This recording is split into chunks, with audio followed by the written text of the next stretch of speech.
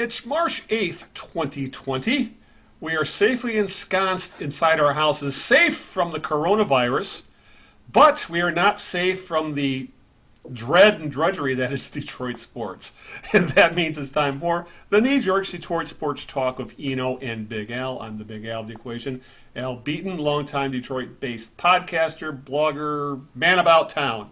Joining me, as always, is the Renaissance man that joins me every week. He's my co-host, Greg Eno of numerous places on the web. He will tell you where you can find his writing. Greg, are you doused in antiseptic and hand sanitizer?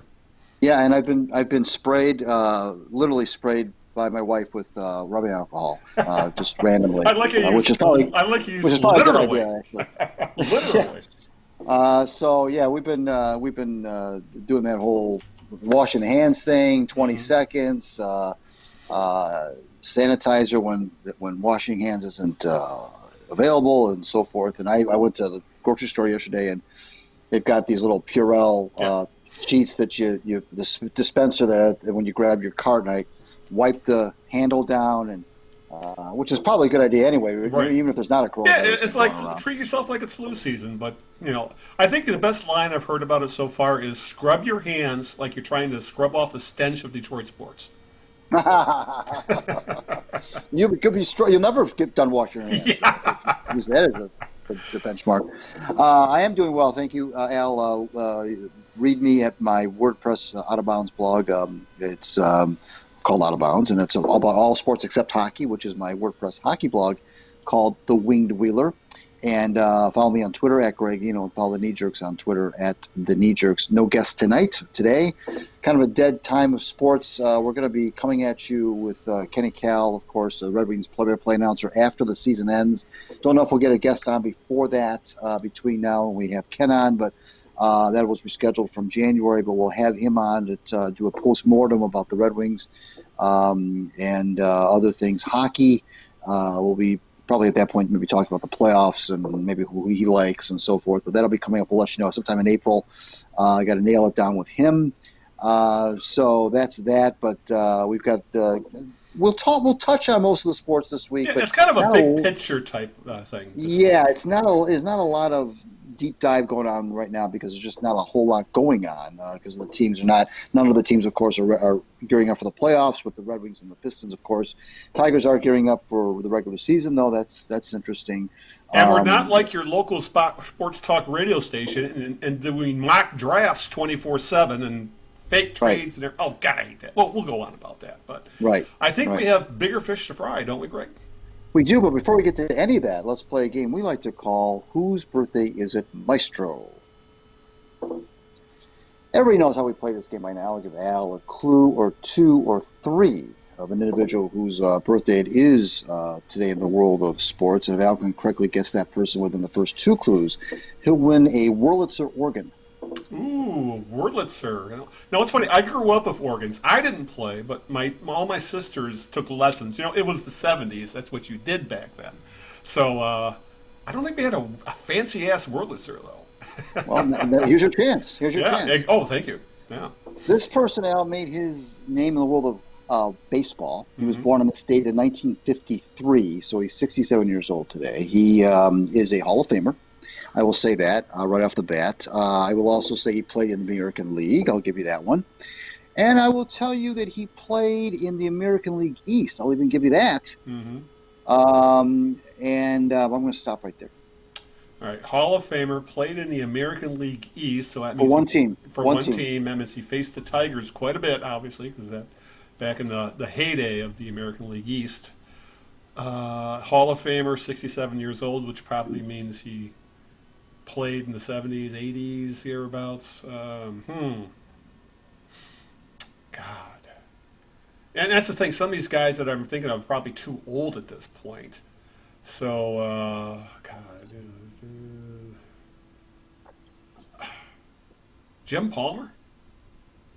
No, good guess. Good guess. Very I good think guess. he's older than that, to be honest with you. Palmer's a little older than that. Yeah, but that was one of the guys that came to mind. No, one team Hall of Famer. Right. AL East, right? No, that's good. That's good. But yeah, this guy debuted in the post expansion era. But yeah, the good guess. We will hit you with clue 2 later on. All right. All right, we have a lot, well, not a lot to cover, but we're going to do our best to kind of give a big picture thing on a few subjects. We have, obviously, Chris Ilitch spoken at Lakeland while we've been off. We actually have a little trade deadline stuff with the Red Wings, and Steve Yzerman spoke, because we missed the trade deadline by like one day. The trades went down the day after our podcast went live. And obviously, the big story worldwide, Greg, not just in sports, but everything at this point seems to be overtaking everything, is what's known as COVID-19, the coronavirus. And it's really starting to, in the sports realm of things, is what we're going to cover about this. It's really coming to the forefront in a big way. And it's, well, we'll start with this. In North America, it feels like the NHL, Greg, is kind of leading the way as to how they're going to start addressing the coronavirus. And as recommended by the CDC, the Centers for Disease Control. Disease Control, thank you. The NHL announced this weekend, I think it started as of last night, that they are shutting off media access from the locker rooms to do their part for combating the spread of COVID-19. This really starting, I think we're going to see more and more of this, Greg, and it could get worse. It's going to get worse before it gets better. The Big Ten Network, for example, this coming week, actually today is the end of the Big Ten regular season for basketball. Starting Wednesday, I believe, is the Big Ten tournament. The Big Ten Network is not sending their studio show to Indianapolis to cover for it. They're going to cover everything from the studio, obviously to limit the exposure of their employees. Stanford University, they announced that they are restricting attendance at all sporting events to 1/3 full. And they are hosting some NCAA women's tournament games, I believe. So that's going to change things. There are some events already beginning to be held, Greg, that have no fans at all. Serie A soccer, which is the top league in Italy. It's kind of like the Premier League of Italy. They are playing games with no fans in the stands at all. It was announced today that in Formula One, the top racing series in the world, worldwide, the Bahrain Formula One race is going to be run without fans. They've already postponed and likely canceled the Chinese Formula One race. The NBA, Greg, is considering their game plan, probably following the NHL's lead as to limiting their players' exposure. And they've also talked about having a plan in place for games without fans, which LeBron James, in another one of his bad takes, said, well, I wouldn't play if there's no fans, eliminating, kind of forgetting the fact that the vast majority of fans watch over TV and the internet. We also have some huge events coming up, Greg, specifically the NCAA tournament. We have the Summer Olympics, which are in China right now, which is essentially patient zero for countries when it comes to coronavirus. Not China, I mean Japan. I'm sorry, not China, but Japan, and which is obviously they're right in that target area for which China was patient zero, so to speak. So there are some huge, big-time decisions to be made about player, fan, media safety with some big-time sporting events coming up. And I would not be surprised that we might see some events held in either very unusual ways or just wiped off the map altogether. I mean, I would not be surprised right now if we see some big changes for the Summer Olympics.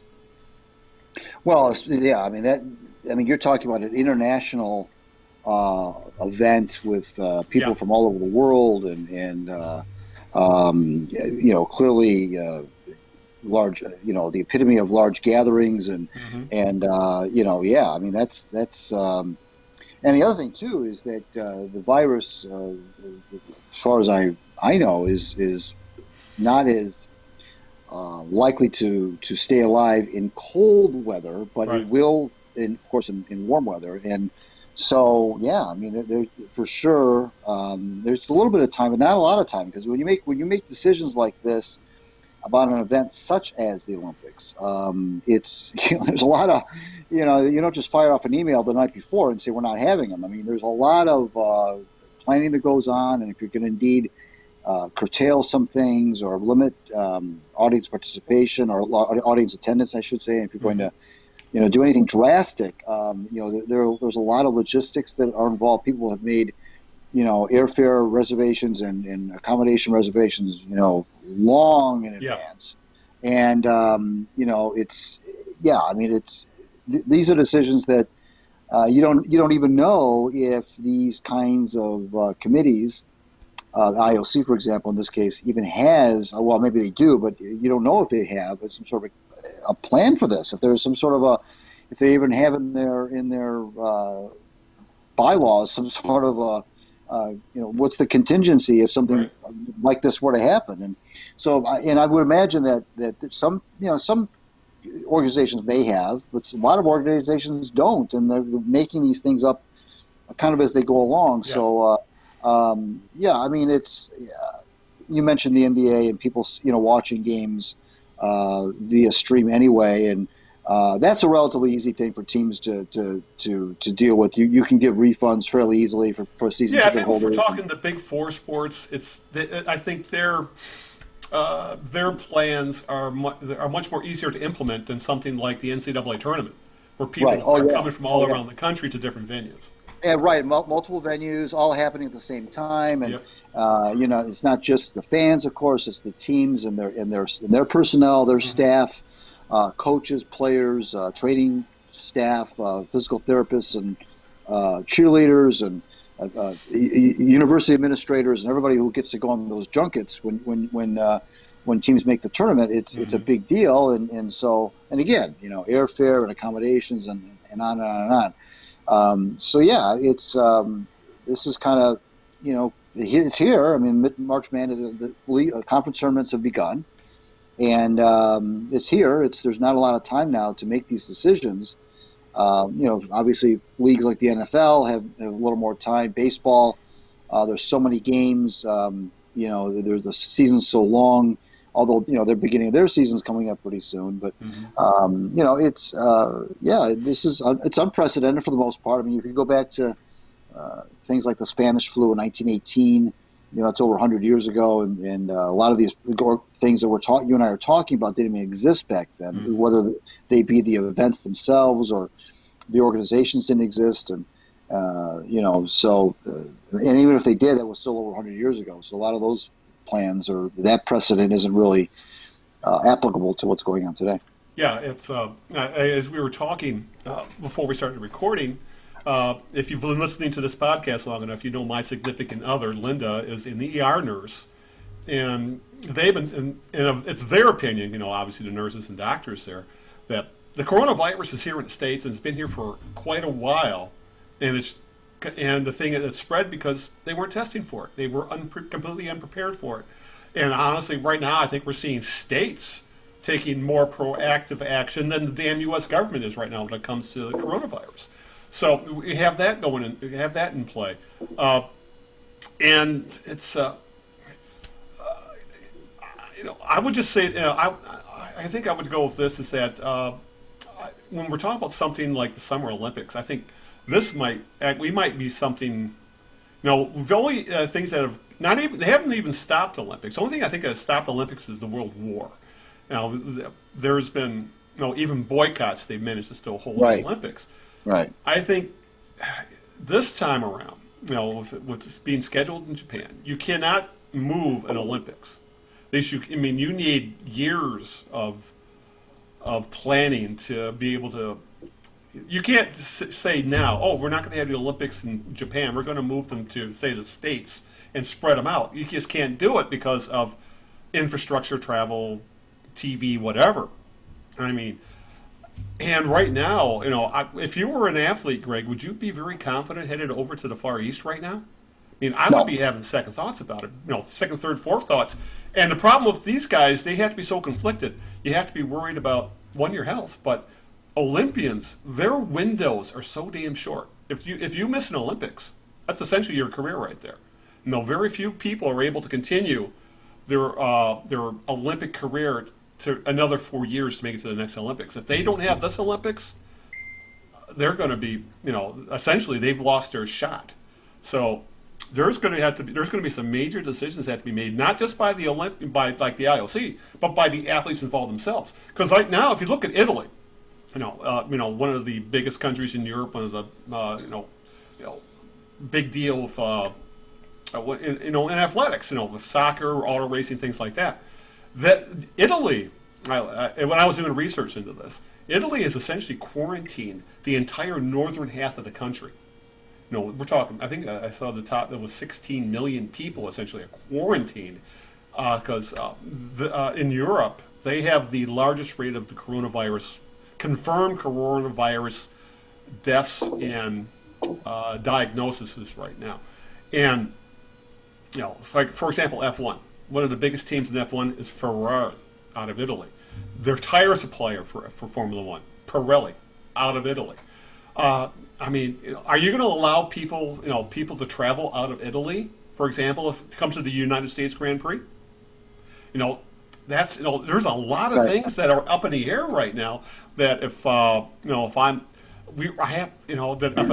I could see governments, maybe not the United States government because we know how screwed up we are here right now, but I could see other large governments saying, yeah, well, you can have your F1, but we don't want Ferrari and Pirelli showing up because look what's going on in Italy right now, or we don't want.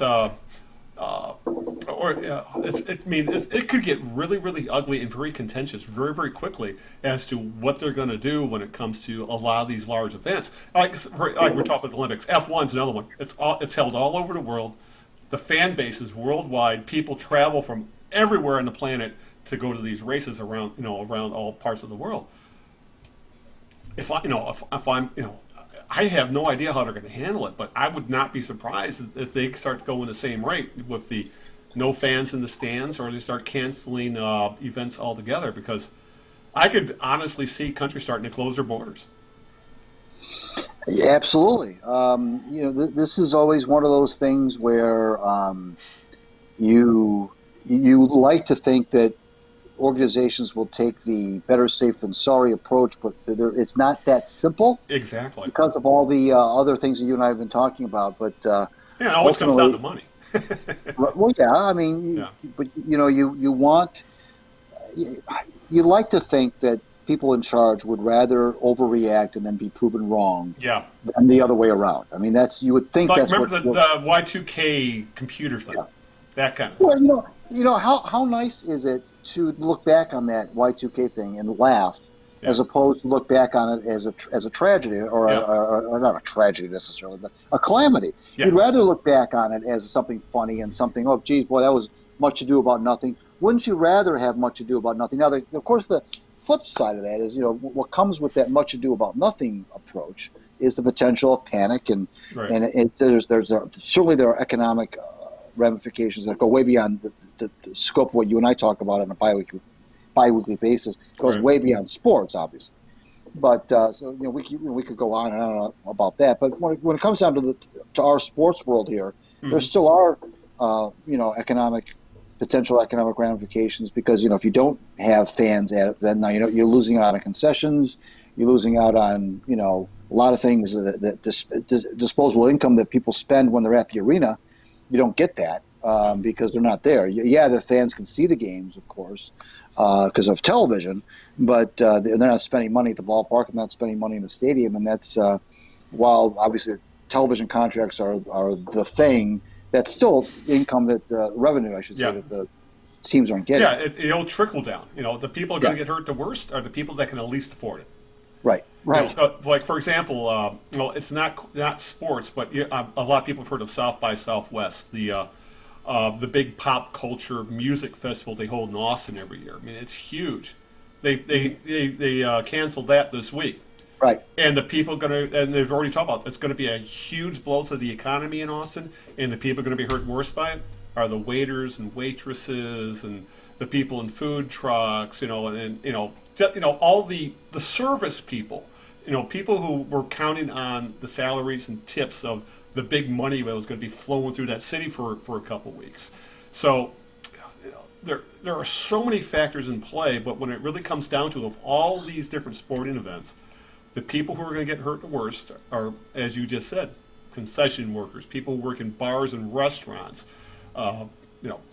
employees of the stadium. That's, non-vital, as they would say. People who aren't required for it to keep these events going, and it's going to get uglier before it gets better, Greg. And obviously, we're just a couple of podcasters. We don't have any solutions, but I think we're both in agreement that they would be better. They would be best off overreacting than trying to keep the status quo as long as possible. Yep. People are, people who are told to stay home don't report to work, and we don't know if those people get paid whether they show up to work or not. Yeah. I'm sure there are a lot of folks that don't get paid if they don't show up. Yeah. So we'll see. Yeah, and someone like me, I'm on medication that compromises my immune system. Yeah, thank you. That explains a lot. You've been waiting like 10 years for that. Yeah, no, but I'm on arthritis medication that actually compromises my immune system. So to say I am mildly concerned at this point right now, yeah, I would have to say so. I'm not in panic mode or anything like that. Unlike Greg, I'm not being sprayed down, but whenever his wife walks by, I'm spraying him down with alcohol. Not alcohol, but rubbing alcohol. But it's maybe she is walking by and spraying rum on you. I don't know, but it's kind of a. This is kind of something, we've lived through different panics. Remember swine flu, things like that. But that always seemed very, very kind of mild, and they were flus that, because I believe right now the death rate for coronavirus is like 3.5%, something in that range. And with any other most kinds of flu, it's under like 0.5%, like 0.1 or something like that. So we've lived through panics before, Greg, but this is really, I think, the first one I can remember that actually feels, is using the word real to me a good way to put it. It always felt like these things, happened to somebody else. This one is starting to hit closer and closer to home because of the type of events it's starting to affect. Right. It was always, you mentioned swine flu and even Ebola and so forth. It never bleeded into, again, the world of sports and the world of, travel as much as it is now. And in those days, I had far more confidence in my government than I do right now. Right. So, the hope is that it'll still, while it's likely to get worse before it gets better, that it won't, that it eventually will, tamp itself down but it's there's still a long way away from vaccines and so forth. So it's just taking precautions. I was reading a little bit about how it spreads and how it doesn't spread and don't touch your face. Right. And then when you start to think about it, you just touched your head. It's impossible you don't realize how much you do it till you actually physically think about it. Right. We're going to have to start changing some of our habits, obviously. But let me ask you, Greg, if you were the czar of sports, how would you handle this? If you were in charge of all sport, what would you tell people? This is what we're doing. No ifs, ands, or buts about it. Well, you probably. It's all about information. It's all about getting the best information. It's all about you're not wanting to make a rash decision. You mentioned money. If you were to just take that out of the equation, or at least put that way low on the priority list, I would probably advise people against attendance. I don't think I would say you can't show up. I don't know if I would go that far, but I would recommend that people don't attend unless they they've made special plans to attend or anything of that nature. Season ticket. Again, refunds can be. I know this is back to money again, but refunds can be doled out to season ticket holders if they don't use the tickets to go to games. And but then you get into the thing of, did they not go to the game because of the virus, or did they not go to the game because they didn't go to the game? Yeah. So, but I think that I would at least for the time being. And the bigger question is the Olympics. I think that's something that that's a tough one. I don't Honestly, know if what I would I do. would, considering the location of where it's at, Uh, and you're bringing in people from all corners of the planet, I would cancel at this point. yeah, yeah, You know, yeah. and we're running out of time to be I able was to going to say do those that. are that's right. That's a decision. If you're going to do that, which is a huge decision, Yeah. you have to really start thinking about doing that now, Mhm. because of the logistics. Yeah. Obviously, it's a lot easier to cancel something than it is to put Mhm. something on in a short period of time. But Right. still, and the economic, it would be devastating to, um, to the host country, of course, to Right. economically. But on the other hand, even if they did say we're moving ahead, how many people there'd be a lot of people that wouldn't show up anyway. I Yeah. mean, so other than the athletes themselves, but yeah, it's Yeah. it's it's tough. Yeah. Exactly. I think we're gonna see some very interesting and controversial decisions over the next month or so. And And you're never gonna please everybody. yeah, you're right. No matter what, no matter You what are right. decision. That's the other thing you have to do too. When you make these decisions, you're gonna have to just know that you're gonna take flack. You're gonna take heat, no matter which decision you make. If you make the Hmm. decision to cancel, you're gonna take flack because of that. You're Chicken Little, and you're overreacting. You're panicking people. If you don't cancel, then you're going to get flack that way. You're going to say, well, Yeah. you're not taking it seriously enough, and anybody who gets sick is your fault. And so you have to go into these things knowing ahead of time you're not going to please everybody, and you may not even please half the people Yeah. either decision you make. So it shouldn't be about whether or not you're going to be popular or not. It Hmm. should be about because ultimately this will pass, and ultimately people will not remember who you were to make that decision. They're just, Hmm. that's why I think that when you make a decision like this, you say, well, what decision would I make that would give me the best chance of there being a positive outcome? And Yeah. it seems to me What will that kill the I, least I would amount of rather, I people? would, I would rather take the slings and arrows of people who are calling me, um, Chicken Little than I Yeah. would later on finding out that I didn't do enough. And I would much rather take the criticism of people who think I went too far, and then find out that it wasn't as bad as we thought. Yeah. Yeah. I think I just put it succinctly. What will kill less people? If it means Right. making changes to how events are held or canceling events altogether, then that's the decision you have to make. We'll see if they actually make those decisions. But I think in some cases, Greg, I think the countries themselves, the governments, will make those decisions for them, as what's going on in Italy, for example. So we will.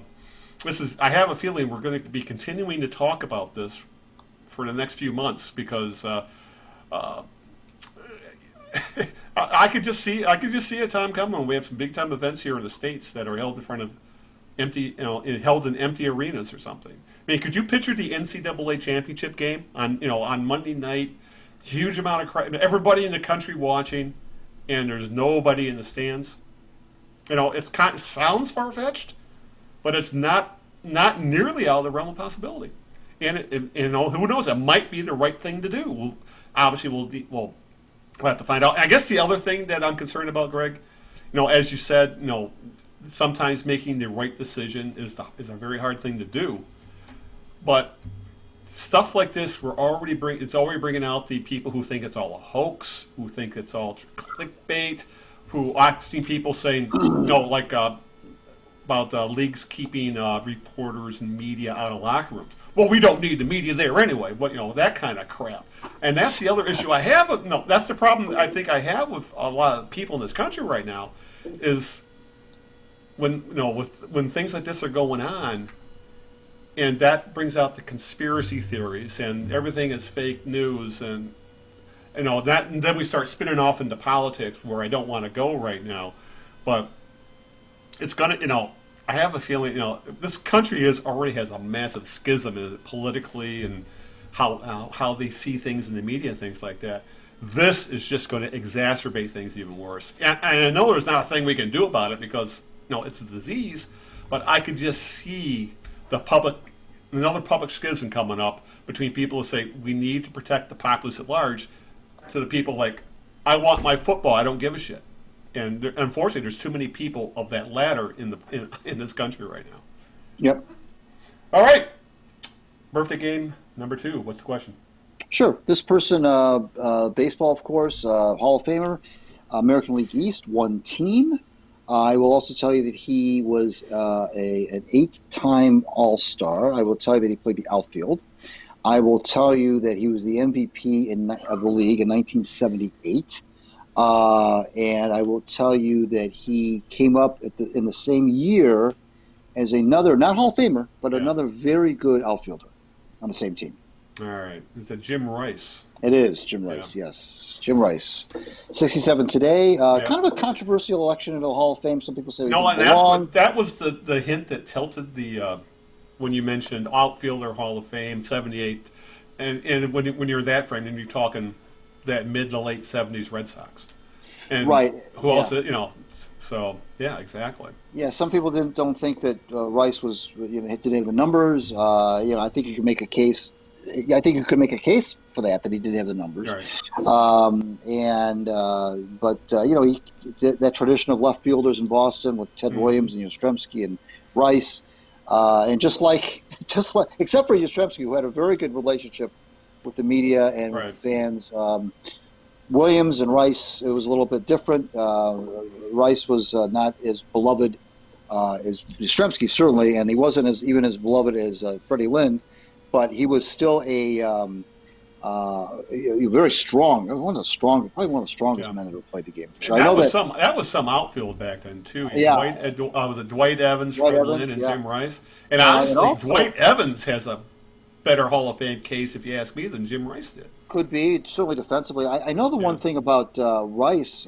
This is not about baseball, but I know in golf, he consistently drives 350, almost 400 yards off the tee. I mean, he was just an incredibly strong man, and he had those wrists, kind of like a Hank Aaron thing. He hit a lot of home runs with his wrists. So Jim Rice, 67 today. So happy birthday, Mr. Rice, and you get to get your Willards to Oregon after all. I don't know where I'm going to put it. I may have to get rid of the table in the dining room or something. I don't know. All right. We got a few other topics to get through. I know it's probably going to be a little shorter podcast than normally because, like I said earlier, not a hell of a lot going on. Now we got our rant off about the coronavirus, but maybe we need to do a little more ranting, Greg, because it's that time of year in the NFL where there's nothing going on, nothing to report. And it's hard to believe the season ended just a little over a month ago. It feels a lot longer than that already. Probably because how the NFL is just a never-ending churn of news. But the NFL season ended about 4.5 weeks ago, almost 5 now. The meat market known as the NFL Combine, which don't get me going on how people find that fascinating. I just don't get it. That ended last week. Free agency is not going to start for another 10 days, 2 weeks. And so we know what season that means. It's Greg. It's not nearly spring. It's not the end of winter. It's mock draft and hypothetical trade season on the internet and sports talk radio and newspapers. And it drives me up a damn wall. Now, if I make the mistake, Greg, of turning on the local train wreck sports talk radio station here in town, and I say train wreck even though there are a few guys in that station I actually respect and are actually friends of the show, and were friends of us when I was writing and things like that. But every time I've gone by that station, they're either talking about mock drafts or they're talking about, they're going to trade Matthew Stafford or not so they can draft Tua Tagovailoa, or is Chase Young going to be available at the number 3 spot? Or are they going to trade the pick? I don't know how those guys in the media or on radio do it, talking about the same goddamn subject over and over again, 7 days a week, 24 hours a day, writing about it, talking about it, where nothing is going to change until after the free agency begins. So we got 2 weeks till that, and even then, a lot of moves aren't going to be made till the draft, which is until April. This is kind of become an evergreen with me, Greg. How much I despise this time of year in the NFL. Between all the BS that we hear at the combine. I mean, I don't know who finds watching people run a 40-yard dash fascinating, but I'm sure as hell not one of them.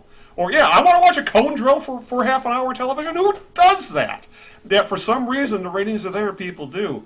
But between all this combine crap and then all this fake, all this hypothetical trades crap and all the, God, I hate mock drafts to the core of my inner being.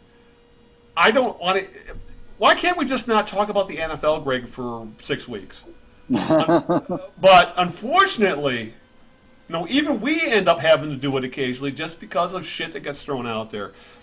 I just hate this time of year in the NFL because it's this time of year between the end of the Super Bowl and the draft, or actually even just go to free agency, has become nothing but trying to create content when nothing at all is there, and it drives me crazy.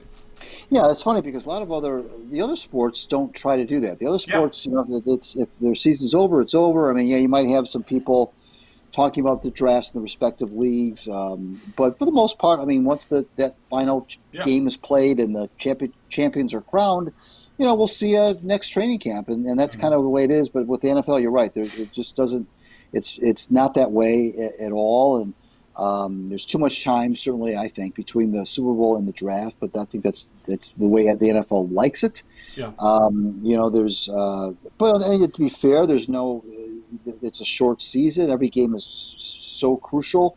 16-game season. Players are, I think the physical attributes of players, more than any other sport, is scrutinized. That's why you have these combines. Because we got the 6 days where all the shit we're talking about right now is condensed in between every game, practically. It's like, I can tell I'm going all over the edge on this right now. You have the interviews, you have the one-on-one interviews in the hotel rooms with these kids, and it's not just about. And a lot of that stuff leaks out when it shouldn't. Right. The combine isn't just about the physical. How high can you jump, and what's your vertical leap, and what's your wingspan? It's also about how well do you do when we sit down with you and talk to you. And where they get asked questions. Where if I had asked these questions back when I was still in business, I would have been sued out my ass and been fired. Right. Well, to be fair, these teams are about to make decisions on who they're going to be paying tens of millions of dollars to. Yeah. So I don't blame them for wanting to. Vet these kids as much as you can possibly do it. I know that's probably. But you can vet them without, making like you're Sigmund freaking Freud. Well, and that's what gets me. Or the Wonderlic scores always leak out, and which leads to, isn't he a dumbass kind of thing? What's funny though? You mentioned it's a good point. It's a fair point that you raise because even though these teams have these interviews and so forth, it's still. I think still comes down to talent and skill. And I think that teams are willing to and it's been proven, when you look at guys like Ryan Leaf and Charles Rogers and other folks who were draft busts, not because they were injured. I don't think that's fair to label a guy a draft bust if he was injured.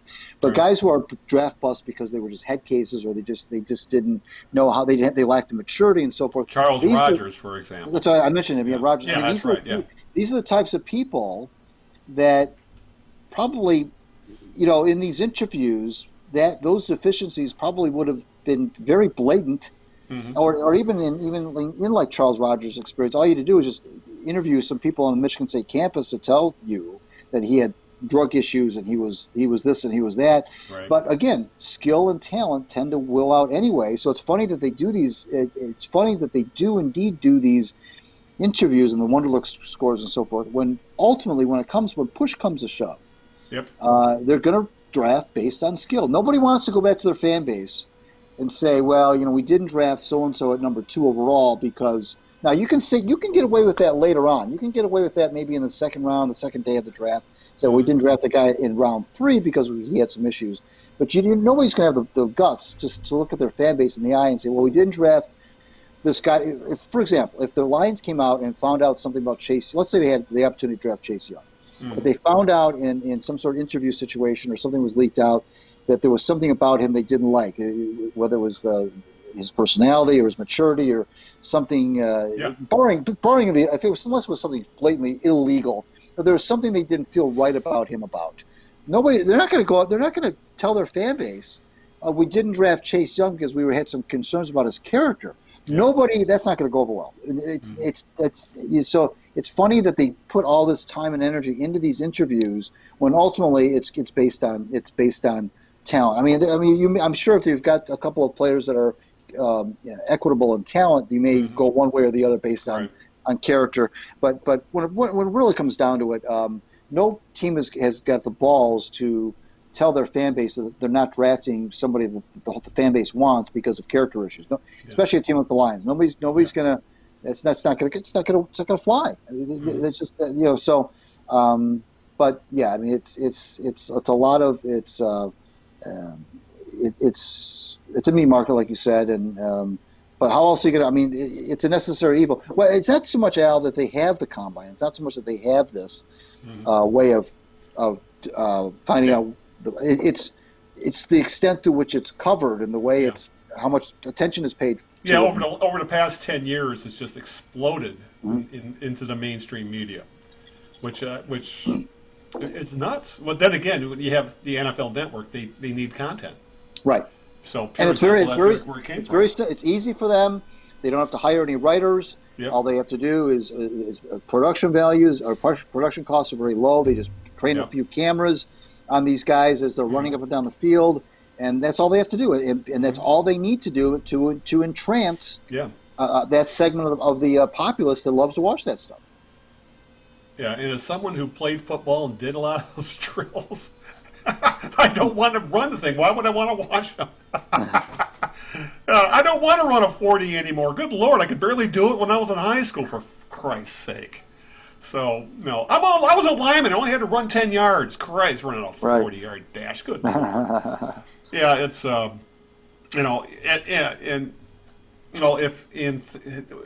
to what you were saying, when you were talking about that, between character and talent, that leads to decisions like the Lions taking Terry Fair instead of Randy Moss.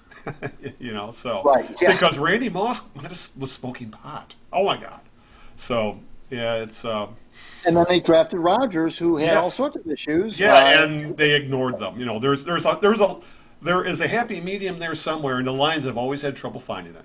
I mean, you can say that about pretty much every decision that franchise has made. And to be fair to the Chargers, who drafted Ryan Leaf over Peyton Manning at all. Yeah. Well, I mean, Leaf had a stellar career. It was at Washington State. Yeah. And he plays a position, which is maybe arguably the most important position on the team. And so you could say, well, why didn't they vet him out, or couldn't they have caught this kind of stuff? And why didn't they talk to his teammates? Why didn't they talk to his coaches? You don't know how all that money is going to change someone. That's the thing. You can talk all you want. Even today, he was not prepared for all that. I mean, you can talk all you want to his teammates and to his coaches. You can talk to his high school coach, and you can talk to his science teacher, and all these people will just say great things about him. You don't know what's going to happen to a kid until you throw $50 million at him, and he's 20, 21 years old, whatever he was, and all of a sudden he's making all this money, and he's the franchise player. In fairness to him, and in fairness to the Chargers in this case, you can't always predict how these guys. Now with Leaf, it wasn't really a character thing per se. At least it was, but I mean, it was also that he didn't perform. I mean, he wasn't. He was a bust not because of his character. He was a bust because he didn't perform, and his character issues then exacerbated everything. Right, his character issues then were started to come into view. Yeah, put a magnifying glass on all that stuff. Right, exactly, because he didn't handle. He didn't handle not performing well. Right. Yeah. And so that was what it just made. And then he got into scrapes with the media, and it was just a whole big thing. And he just didn't. The whole thing just kind of collapsed on him. So it happens. I mean, it's some people just aren't cut out. for that Yeah. level of pro sports. Right. Even as well as they might perform at a big time college level. It really goes to show just what a different level the professional sports really are. I mean, Right. it's a Right. whole other thing, and some Sure. guys just aren't cut out for it. Period. Right. Yep. And sometimes being at that level is that your flaws get magnified to a point where it just overshadows everything else you could possibly do, and we've seen it with guys like Rogers and Leaf. And it's going to continue to happen, Greg. But as much as they try to figure all this out in the combine, we're still talking about human beings. And human beings don't act rationally a lot of the time. I was just looking up. Right. I was just looking up the 1997 Chargers, the year before they drafted Leaf, and they were 4-12. They had their quarterbacks were Craig Whalahan, who went 0-7, Stan Humphries, who went 3-5. Oh, I remember Stan Humphries anyway. Yeah. And Jim Everett, who actually was 1-0. He must have been at the end of his career at that point. They clearly needed a quarterback. I mean, so it wasn't that you can fault them. I mean, they needed a quarterback, but the problem is that what made the Leaf thing look worse is because Peyton Manning was also drafted in that Right. draft. Yeah, and exactly. look at the career that the two had. Not that Yeah. Leaf was ever compared to Manning, but it just made the Chargers look even worse when you've got a guy that they could have drafted number one overall. And Leaf was a better physical specimen than Peyton Manning. And he came from a football family, and he came from good stock, and his parents were upstanding people and all sorts of things. And but they went with Leaf, and that's what happened.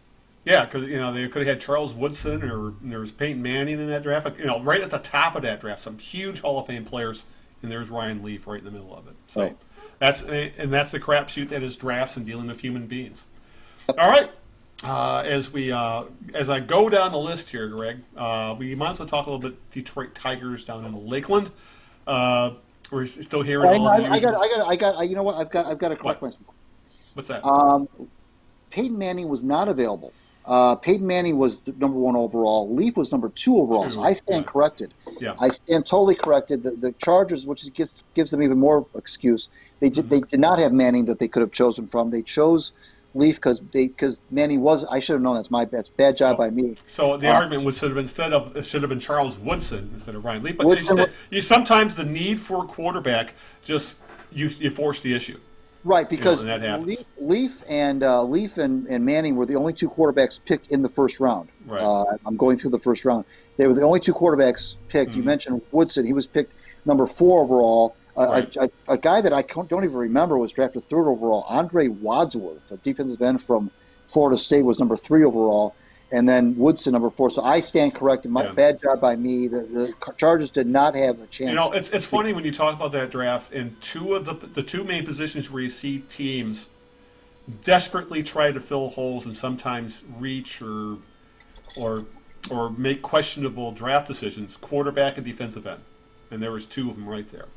And I think that the fact that Leaf was such a draft bust kind of makes it seem like he was drafted number 1 overall. Yeah. but he wasn't. He was drafted number 2 overall. Yeah. All right, Tigers down in Lakeland. And Chris Ilitch made a wild Chris Ilitch appears out of nowhere about a week ago down in Lakeland, and he says all the right things, but I think it was the usual lip service. Again, he says things, but there's nothing to back them up till he actually does them. Because he claimed, much like his father, he has a fire burning inside. He's just not as vocal or visual about it as his dad was. Obviously, Mike, you could tell, Mike Ilitch just oozed wanting to win with the Tigers. You could just see it in him. But he also said he wants to create an organization that has sustainable success, a.k.a. build the right way. And he, again, drove home the point that Avila had brought up earlier in the offseason, that the team will spend when the time is right. And that's obviously the question. I think the fan base is going to have a different time frame as to when they think the time is right to really start spending some decent money on this team. But the quote he used was, "That day will come and we'll be ready for it. He, being Avila, will have the resources to do that." But like I said, the timetable, it's probably going to be different. I think the fan base is thinking, you could probably start laying the groundwork now. Looking back to 2006, as we said before, they started building that team in 2006 they started building that team in 2004 by getting Pudge Rodriguez and then Right. making the owners the next years. Right. And they were not the only free agents they signed either. There was a few No. other guys that they got as well. Yeah. But Ilitch says he's willing to spend. But the other question is, going by market size, Greg, Detroit should have a significant spending advantage over Minnesota, over Cleveland, over KC.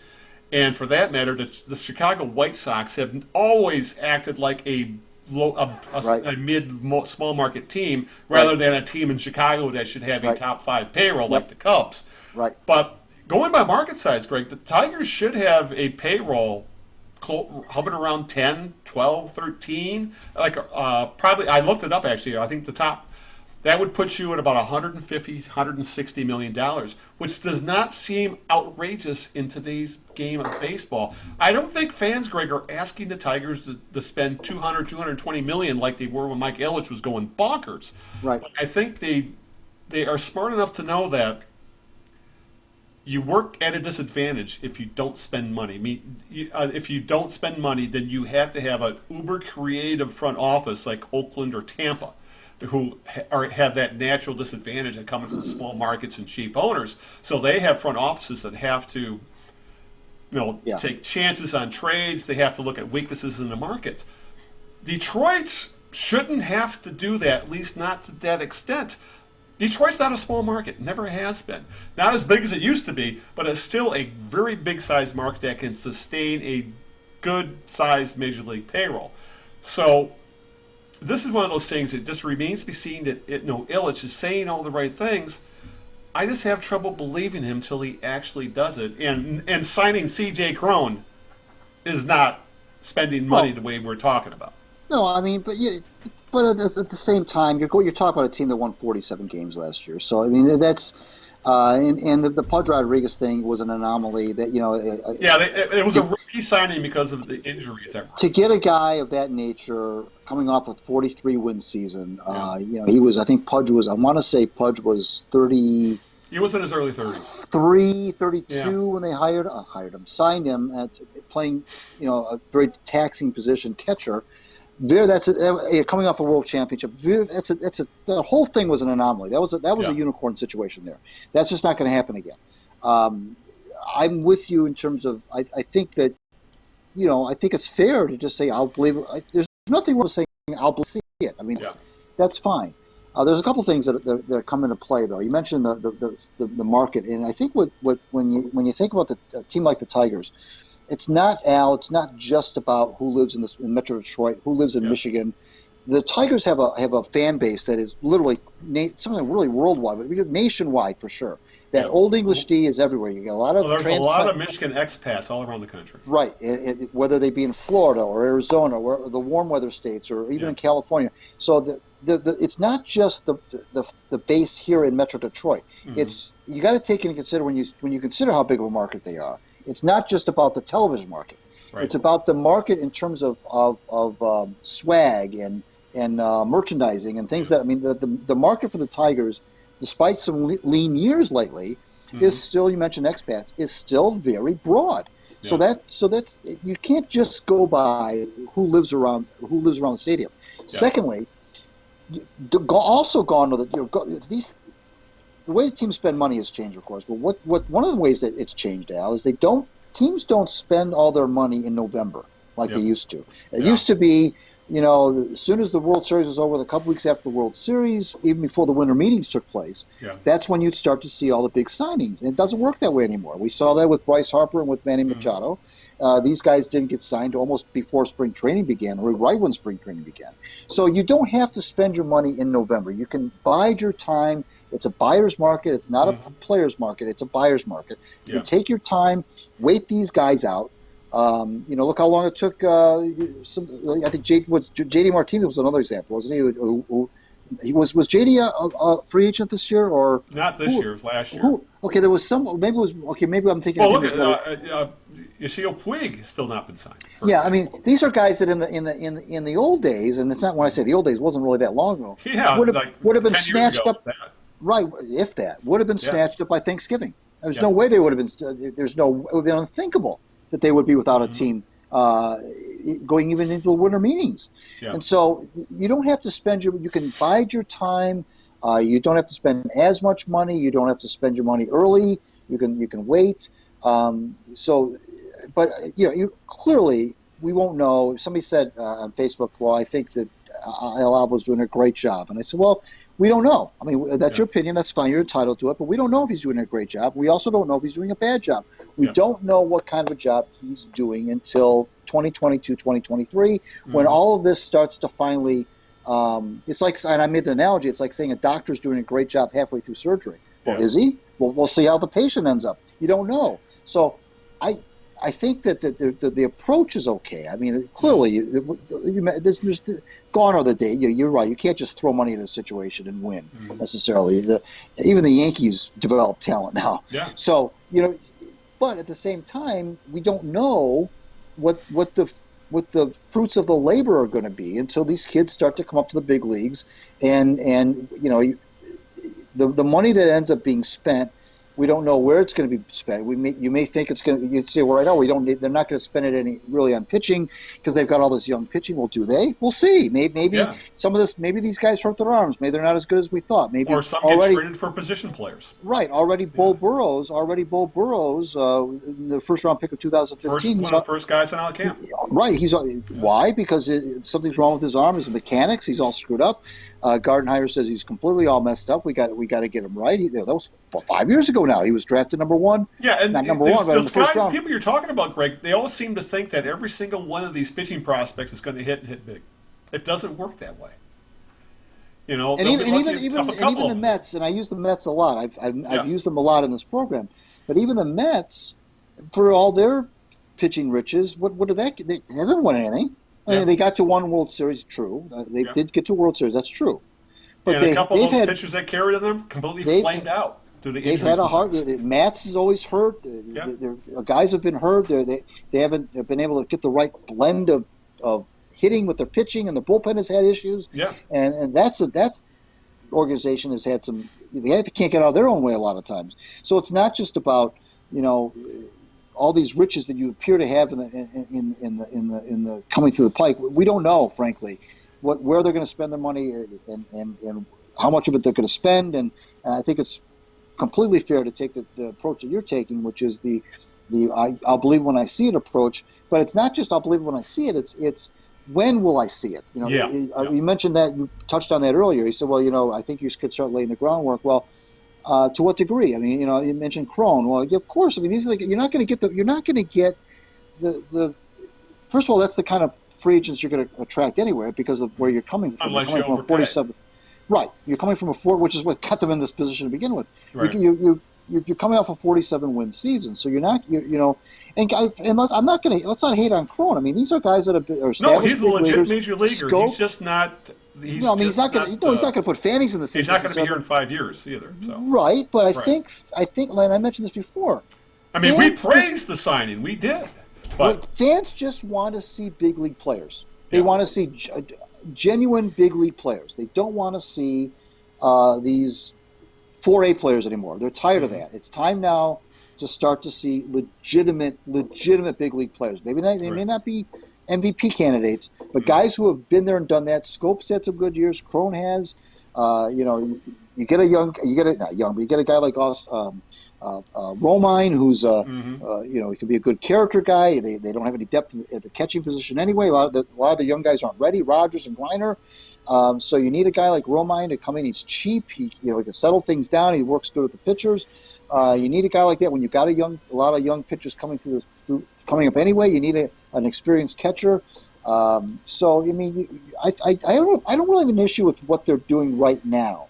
It's this was always going to be that time frame where things were going to be kind of, they're about where I thought they'd be. But now, 2021, 2022, that's where we're going to see whether or not Al Avila has done a good job or not.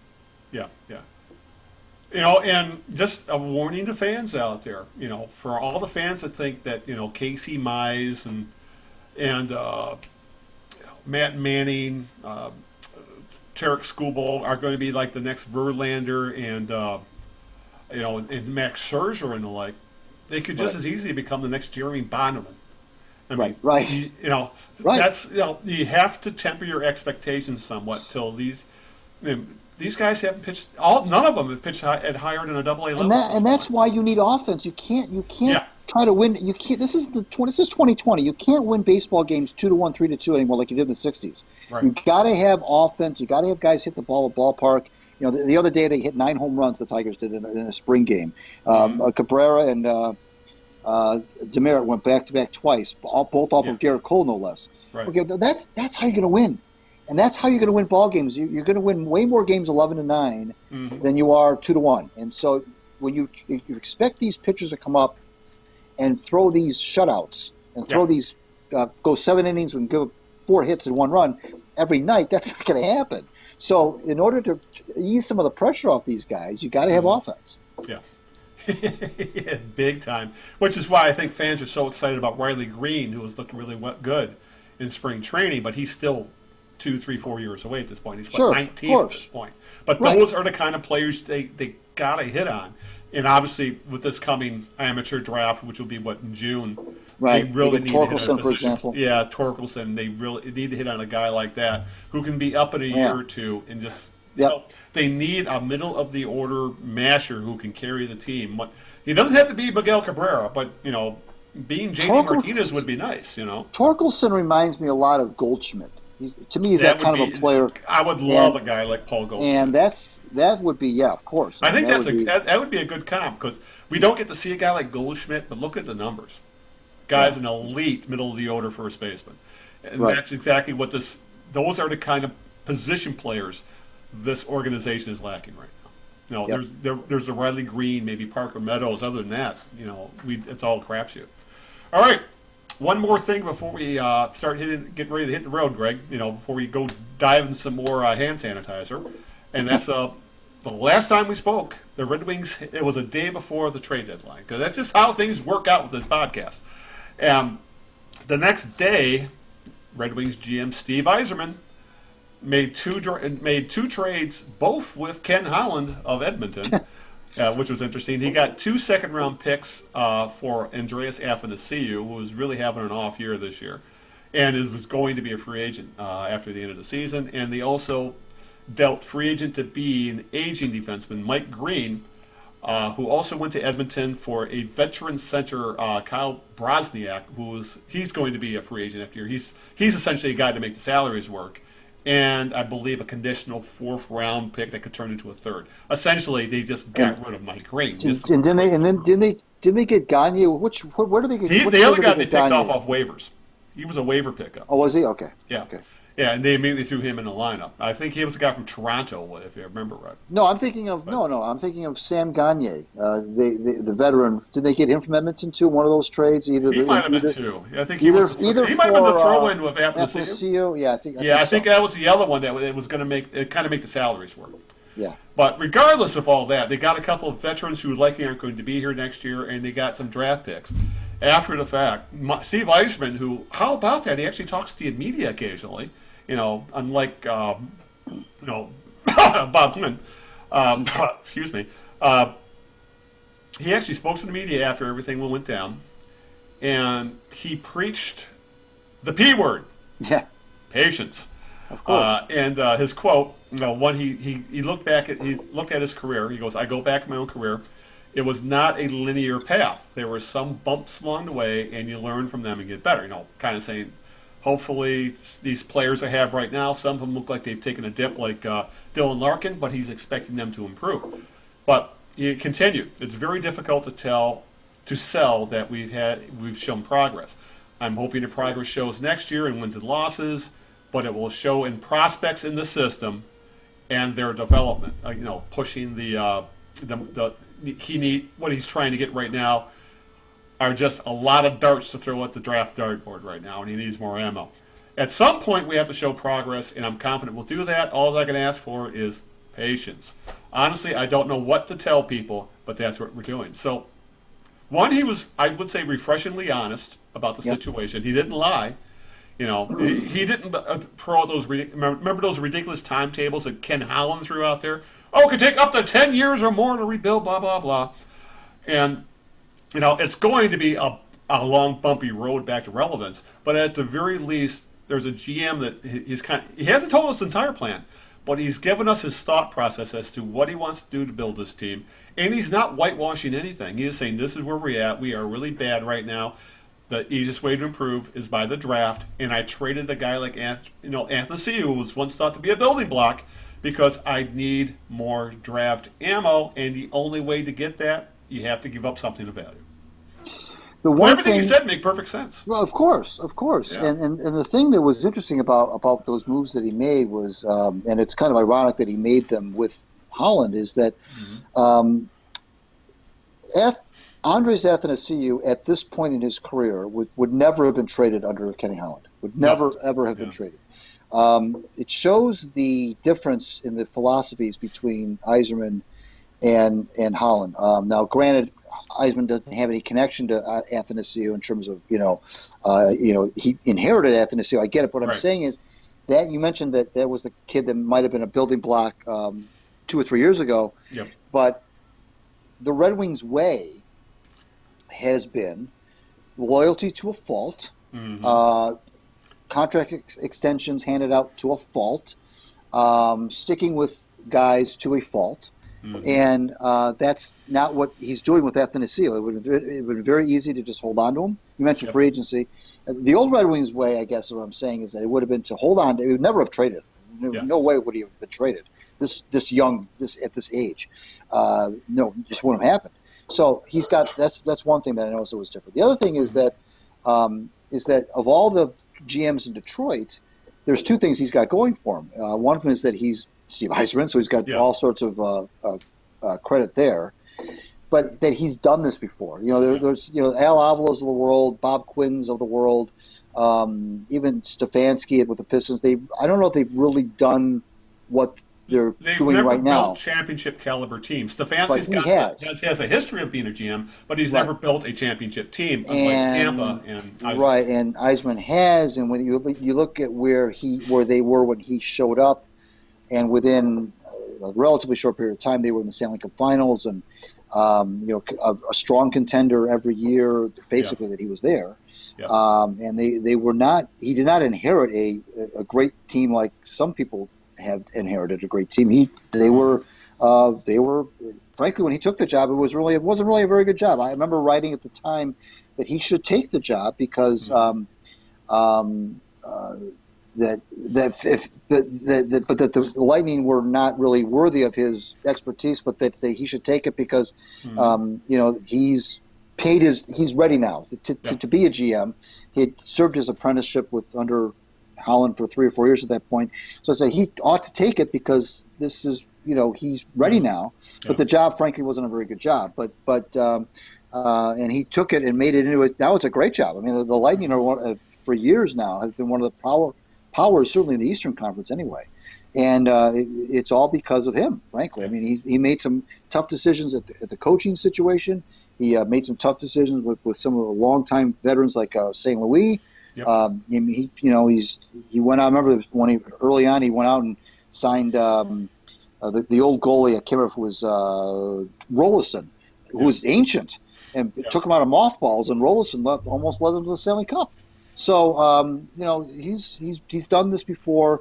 He's not just a figurehead or not just some blast from the Red Wings past who we're hoping knows how to be a GM. He's done this before, and of all the 4 GMs, he by far has the most. He's the one who really can preach patience without anybody really saying boo because he's who he is. Yeah, you can say. Patience. Here's my resume. It's worth being patient with that. And thinking back on it now, because I know we talked about how in the past how it was believed Yzerman was going to be the heir apparent at general manager, but Ken Holland wasn't ready to take the boot upstairs like Jimmy Devellano was. So Yzerman had to move on to get become a general manager. Had to go to Tampa. Maybe that was the best thing for him in the end. Get away from the Red Wings way. And maybe not develop some of those bad habits that Ken Holland had that you just discussed. Going to Tampa, he was able to develop his own way of doing things, and now he can take what he's learned in Tampa and improve the Red Wing way, and maybe get rid of some of this entrenched stuff that we've seen with Ken Holland and the like. I think it might have been for the best in the end for the organization as a whole. Now that Yzerman's back, his taking a hiatus from the Red Wings was probably the best for everybody, maybe the best for everybody involved. That's an interesting take, very very insightful, and I think astute. I think to get out of that whole culture. Yep. He was blocked here anyway at the time when he left. Mm-hmm. There was that many years ago. He was never going to be the GM, certainly in the near future. Mm-hmm. He made the right. That's why I said he needed to leave. He did the right thing, and you're right. He didn't. He was a nice blend of maybe the cabinets that he'd seen in Detroit, and then developing his own. And did he make some mistakes along the way? Of course. But the bottom line is that he had them in the conference finals almost right away. Yeah. And it didn't take very long. Yeah. Obviously, well, there's more to come. Obviously, with the Steve Yzerman era, but it's at least refreshing to hear because Ken Holland, the last couple of years, every time he spoke, it was so defensive. Like even legitimate questions, he acted like he was being attacked. For good reason for some of these contract stuff he held out. But at the very the Red Wings way, as well as it worked for 3 decades, essentially, it needed some refreshing. It really needed a breath of fresh air. Yzerman is bringing that, and he's bringing some changes that are probably long overdue. So, as you said, if there's one guy in town, I'm willing to give the P word to, putting it that way, it's Steve Yzerman. Right. All right, Greg, we need to start wrapping this show up, as I know it's probably getting close to dinner, and you probably have a leg of lamb, or you're cooking a pizza and a pizza stove out in the or some damn thing. So we got to get moving here. Who's your jerk of the week? I tell you what, I am so bummed. I'm a big uniform geek. I've always paid attention to uniforms, and that's just the way I've always been. I for all the sports, I kind of have followed it probably more closely than most people have. But what's happening right now in the NBA with these uniforms, I can't even make heads or tails out of them. I mean, it was fine. They got to the point where they were having, alternate jerseys. That's fine. You want to have alternate jerseys. That's fine. Big deal. Okay. But now I don't know what I don't even know what I can't even recognize. You used to be, you could flip on a game and see who's playing. I can't even. I saw the Orlando Magic, who I always thought their color scheme was blue and white, blue, black, and white, or whatever. I saw them wearing some look like a rec league team. Yeah. They happened to say ORL on the front. That's the only reason I knew that it was the Magic. Like, this isn't the Orlando Magic I know. Yeah. The NBAs are wearing these goofy. First of all, they've done away with home team wears white and the visiting team wears dark. Okay, that's gone. Now it's everybody wears whatever they want. Yeah. I don't know how many jerseys each team has now. But could you picture being an equipment manager anymore? Good Lord. They don't. First of all, they don't. To me, they're not even aesthetically pleasing. Yeah. I know that in some cases, like the Golden State Warriors have gone back, which I appreciate. Go back to the throwback where it says the city, where they they used to do back in the '60s. Right. I'm okay with that. Yeah. But some of these other. The throwbacks are fine. Yeah, throwbacks are completely fine because the uniforms look better back then anyway. But now what they're wearing now, Al. I mean, just Google image any NBA team, and just you'll see a bunch of different color schemes. Even in Detroit, that hasn't really been as bad as it has been the rest of the league. At least Detroit still kind of has the same 3 or 4 different looks. But some of these other teams, Al, are just they're ugly. Frankly, they're ugly.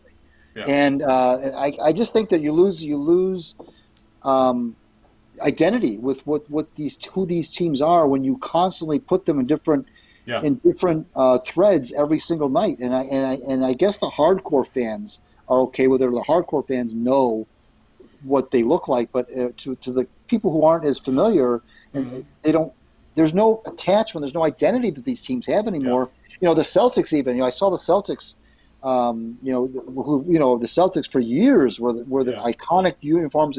You knew what they wore. You knew what the white jerseys were. You knew what the dark jerseys were. And now even the Celtics are wearing these outlandish looking threads that are just, I don't like it. My jerk of the week is the NBA for foistering these uniforms on us. Yep. Yep. Greg yelling at clouds. But yeah, I completely agree with you there. But my jerk of the week. Oh, and one other thing I want to put on, at the very least, here in Detroit, we are very lucky that we have three franchises that have either made no changes or just incremental changes to their uniforms. In the Red Wings, Tigers, and Lions for the most part. And I was going to say about the Pistons and the Motor City ones with the two stripes going down, which they say is supposed to evoke hood like stripes on the hood of a car kind of thing, of a sports car. Maybe someone should have told them it could also say it looks like two tire treads running you over. So no. But yeah, I'm with you there with the NBA and a lot of these teams that have some just god awful ugly alternate jerseys. And as you said, it's out of control in the NBA. My jerk of the week, I don't want to call Tony Romo my jerk, but I am going to say the fact that CBS recently, he was like the hottest free agent in broadcasting at the end of this NFL season, and he is great, legit great in the booth. He's a better announcer than he was a quarterback, and he was a pretty damn good quarterback. Right. But he just agreed to an $18 million a year contract with CBS, making him TV's highest paid analyst. He's one of the highest paid broadcast guys in TV, period, now. And, as much as I enjoy Tony Romo and Jim Nantz, I think Romo has made Nantz better as well. He's kind of brought him out a little bit, out of his shell.